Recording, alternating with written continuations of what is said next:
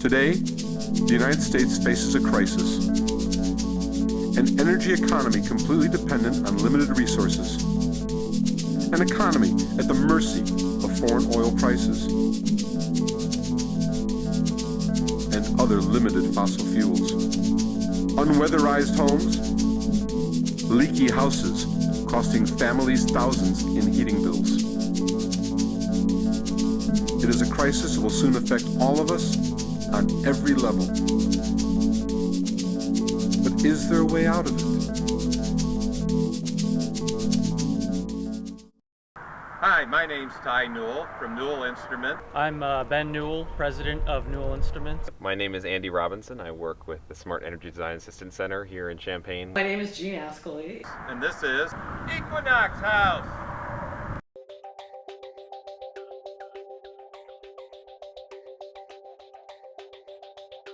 Equinox House project started late 2008, early 2009. The goal of Equinox House is to demonstrate that 100% solar energy powered house is possible and economical. First heating bill after November to December was minus 27 cents, and so that was exciting. The house has 4 bedrooms, a master bedroom and 3 small bedrooms.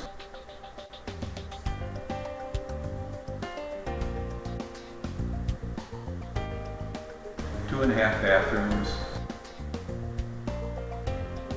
and then an open living, dining, kitchen area. We want to demonstrate that you can have all the modern conveniences one would expect in a house, that luxury and sustainability are not exclusive concepts. You can have both.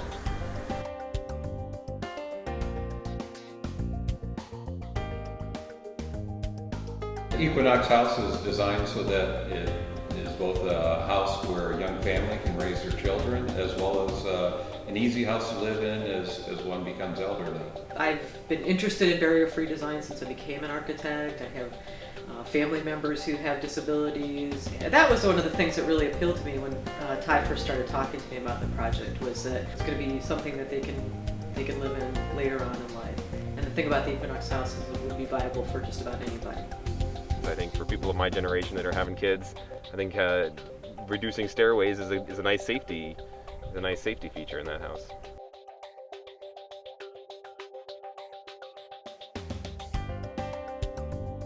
In designing Equinox House, we wanted to make it a very low energy house, one that doesn't need much to keep it comfortable. I think buildings use something like 60% of our energy in the United States.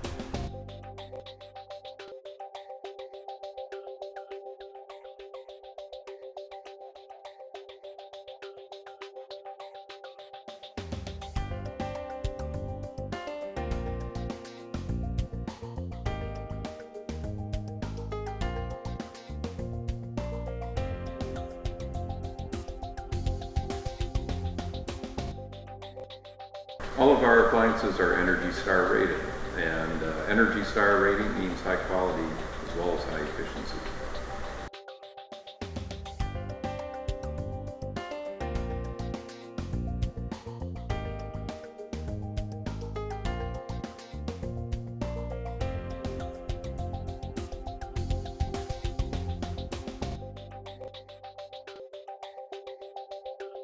There's nothing so magical about Energy Star. It's just a rating to help push appliances into higher performing levels. And we don't have to sacrifice any appliances quality or efficiency.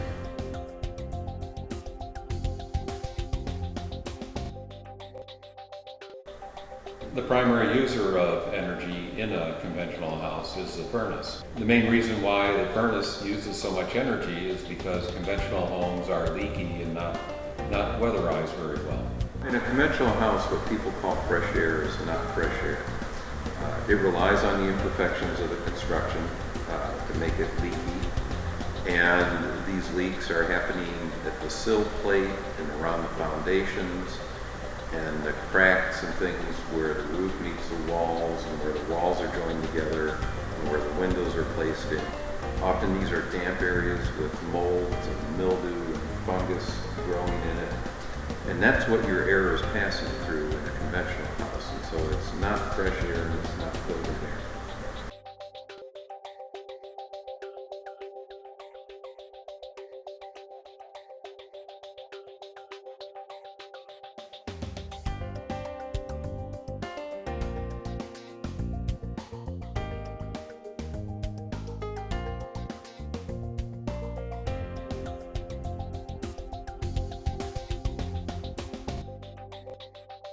That was another feature of the house that I was really excited about working on. I had just, actually, when Ty contacted me, I had just come back from the Structural Insulated Panel National Association Conference where I had done a presentation on passive house design using SIPs. And what I had learned there about the technology, it's a material that in and of itself has a lot of sustainable characteristics. In this house, it's super sealed. As these panels were joined together, there's 2 layers of sealing, a foam seal in between the panels, and then a layer of sealant placed on all the joints. And then we ran an extensive series of tests to check how well sealed the house is. And the house is so well sealed you turn it upside down and use it for a boat. We designed the fresh air system so that we have a hole cut in my closet where we looked at a filter box. So all the air coming into the house is drawn through the filter box.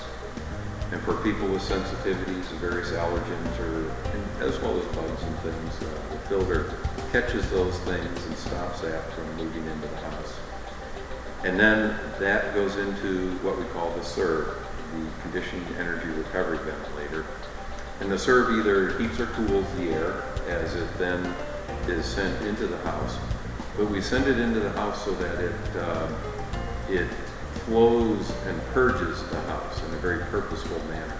And we exchange energy with the incoming air stream if it's beneficial to do so.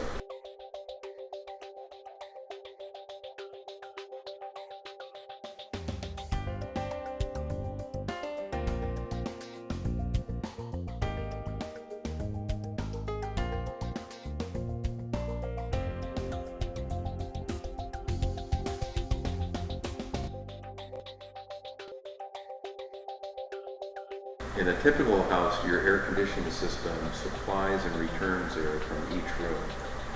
And when you do that, you create dead zones, stagnation zones that aren't getting fresh air and recirculated air moved out of the house.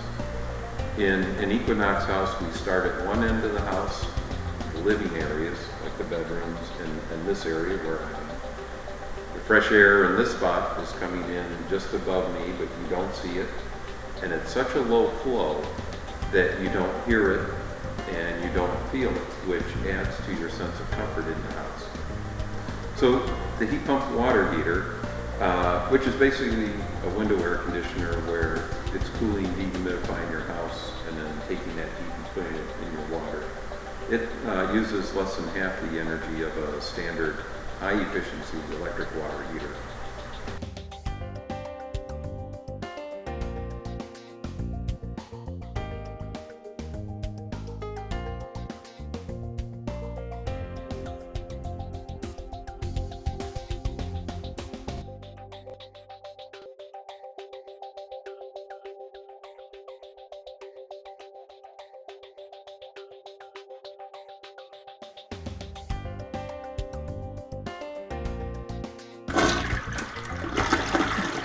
The tank holds 1,700 gallons, and 1 inch of rain is about 1,000 gallons. So an inch of rain on our roof gives us 1,000 gallons.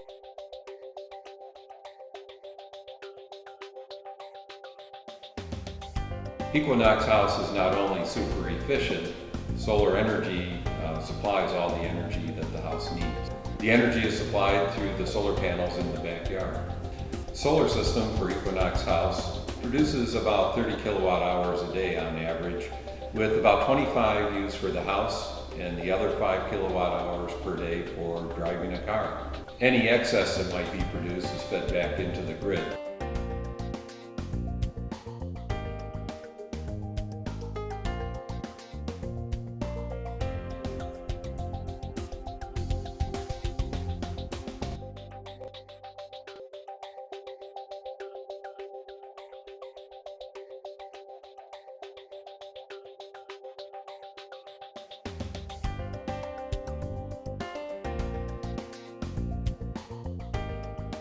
Electricity is expensive during the daytime when it's a peak demand, when everybody wants to use it, when people are air conditioning their house in the summer, and those are the peak times when the sun is producing power. So solar electricity makes a lot of sense as far as energy price, but even in as far as lowering the price of energy for everyone else, because it helps shave off that peak demand, those are the peak demands that really set the energy price.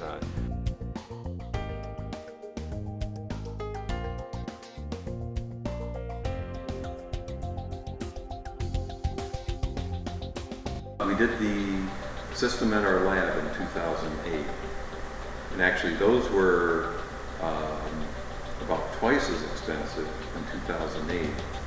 And then there was this big drop in price in 2008, 2009. Solar panels are becoming more common as solar panels are more research is going on. Research is going on at the U of I and academia. Research is going on here in town to make and produce solar panels cheaper and more efficient. The solar seems to cost a little bit more up front, but in the long run, it's just you don't have any fuel costs. The sun doesn't cost anything. It just sit there and keep humming. And interestingly enough, solar panel is less expensive than a window and about the same price as flat screen TV.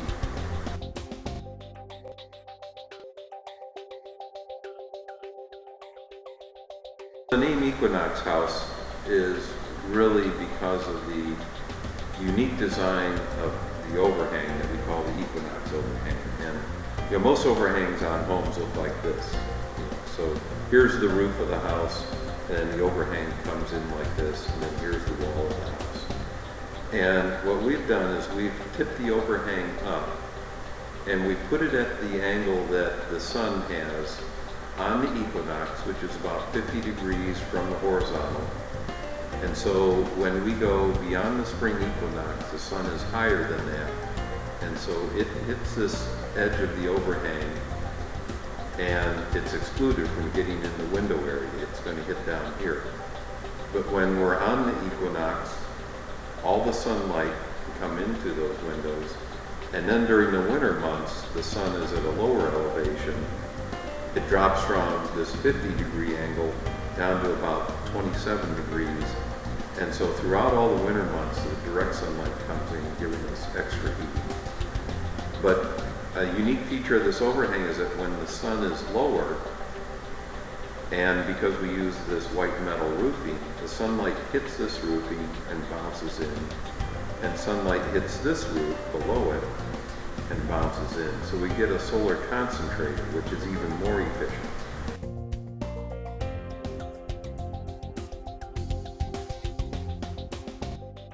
The overall goal of Equinox House is to prove that it's not only environmentally friendly, but also economical.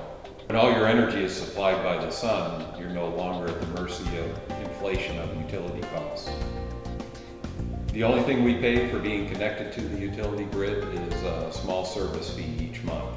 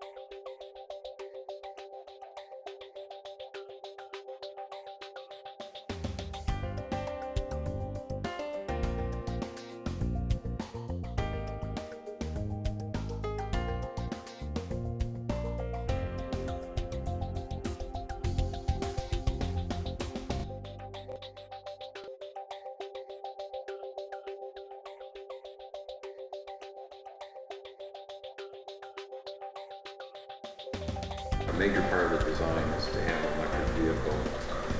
This year, Nissan Leaf released their all-electric car that's 100-mile range. And GM's releasing the Chevy Volt, which is a combined gas engine. Their electric side has about a 40-mile range, but then of course the gas engine lets you drive further. But Ford's coming right on their heels with electric Focus and some other vehicles. Chrysler's got some in the works. All the major cars do it.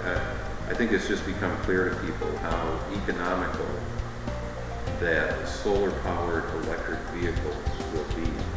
The reality of electric vehicles is that they're so much simpler than a combustion engine car. There's one moving part, the rotor inside the motor, instead of thousands of parts that are inside a combustion engine. And it's a much smoother, more powerful vehicle. You get full torque from the start rather than having to roar up to some speed in order to get full torque as you do in a gas engine. I think people are really going to enjoy the smoothness and responsiveness of electric vehicles.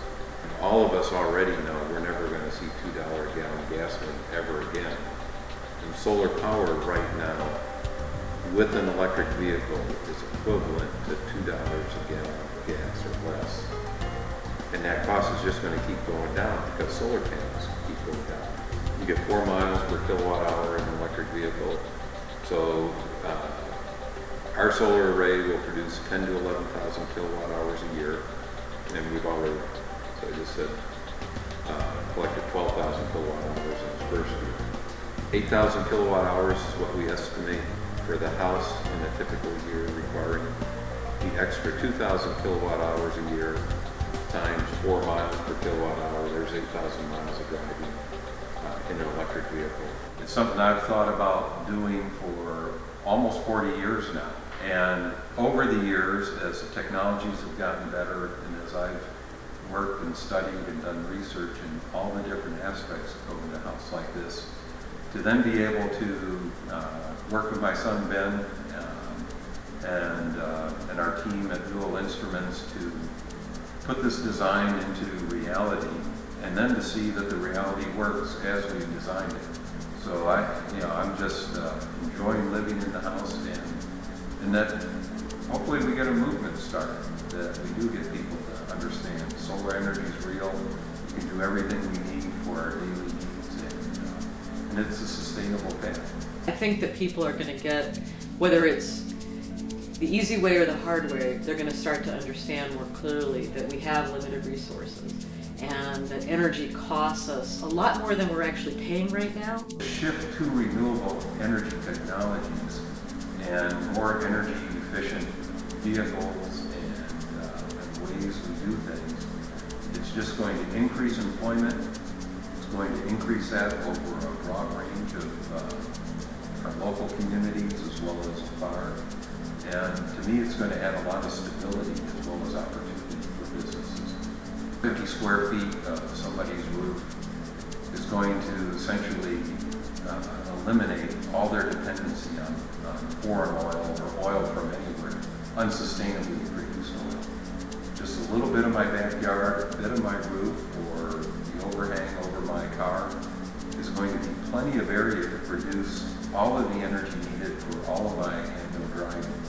People of my generation start realizing that you got to put your money where your mouth is, and you really got to step up and do something. And it costs a little bit more in the beginning, but on the long term, even if prices of energy don't rise, it'll pay itself off, and presumably the price of energy is going to rise, and that payback is going to be that much faster. Definitely think Equinox House is the future. I think houses like the Solar Decathlon House, like Equinox House, highly insulated houses that we're seeing popping up in town and around the country and around the world.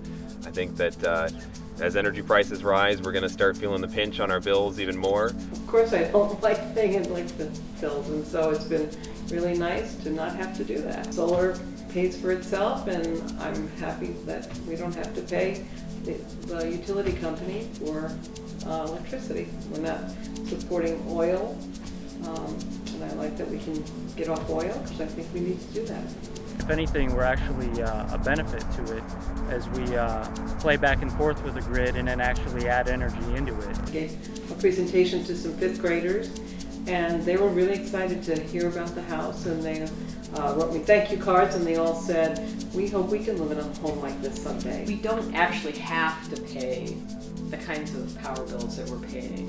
Natural gas, coal, all these fossil fuels are really variable on the price of the market, and they're finite resources. They're drying up. They're going to go away eventually, and they're just going to get more and more expensive as they do.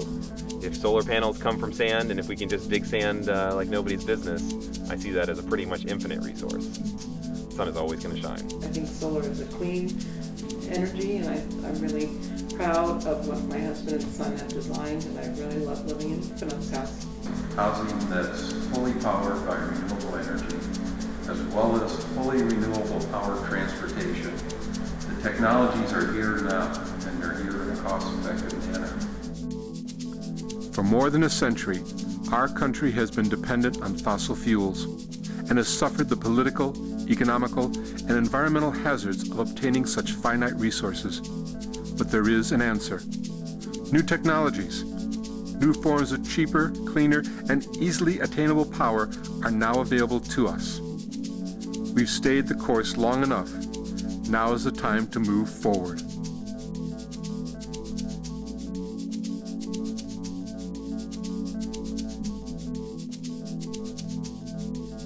And the exciting thing is that if we can then work on a nice sanitation system that will ensure that that water is safe to use for other things in the house, that eventually we'd like to have showers and laundry put on the water. And then I think 80% of our household water will be from rainwater.